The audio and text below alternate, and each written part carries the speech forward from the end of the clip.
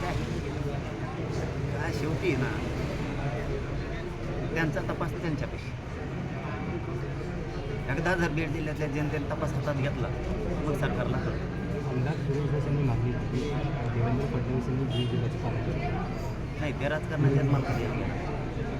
पण संतोष भैया देशमुखांचं प्रकरण कोणाच्या जागीरदाराच्या अवलादीचा बाप आला तो नाही दबूच देणार कधीच नाही. शेवटी त्याचं कुटुंब उड्यावर जनता कशाला म्हणून तर बीड जिल्ह्याच्या जनतेनं मोर्चा काढला आहे 28 डिसेंबरचा आणि जनतेच्या वतीनं आहेत बीड जिल्ह्यातल्या.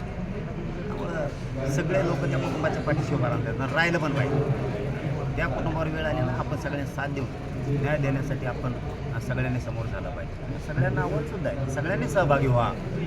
राहुल गांधी काल परभणीच्या दौऱ्यात आले होते. या दरम्यान त्यांनी बीड जिल्ह्याला कळलं अशी एक चर्चा आहे. काय वाटतं तर नाही कसं लागेल त्या टायमाला एस टी नसेल मला काय वाटणार ती नसेल गाडी प्रॉब्लेम असते संध्याकाळच्या टायमाला नसेल लागली परभणी ते केस गाड्या बंद केल्या सर गाडी नसेल लागली अडचणी त्याच्यामुळं विजयाला हे माणूस असं ना गरिबाची घेणं देणं नाही ना. तो महायुती असू द्या किंवा महाविकास आघाडी असू द्या यांचं एकदा भागलं की यांना गरिबाचं देणं घेणंच नाही असे लोक आहेत. मग त्यात महायुती पण आहे त्यात महाविकास आघाडी पण आहे.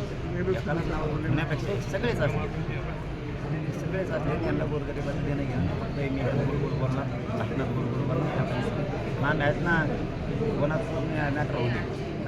बीड जिल्ह्यातले त्या जवळपास आता सगळे मॅटर बाहेर निघाले आत्तापर्यंत झालेली जे दहशती होती नपत होती दबूत होती भीत होती हे सगळे लोक आता बाहेर टोटल लोक सांगायला लागले जातात. आणि लोकांनी सुद्धा सांगितलं पाहिजे ज्यांच्यावरती जिल्हाभर अन्याय झालेला आहे या लोकांनी समोर येऊन SP साहेबांना कलेक्टर साहेबांना सांगितलं पाहिजे आमचं 10 वर्षापूर्वी 5 वर्षापूर्वी 2 वर्षापूर्वी असं झालं होतं हे सांगितलं पाहिजे कारण त्याशिवाय वाचा फुटत नाही.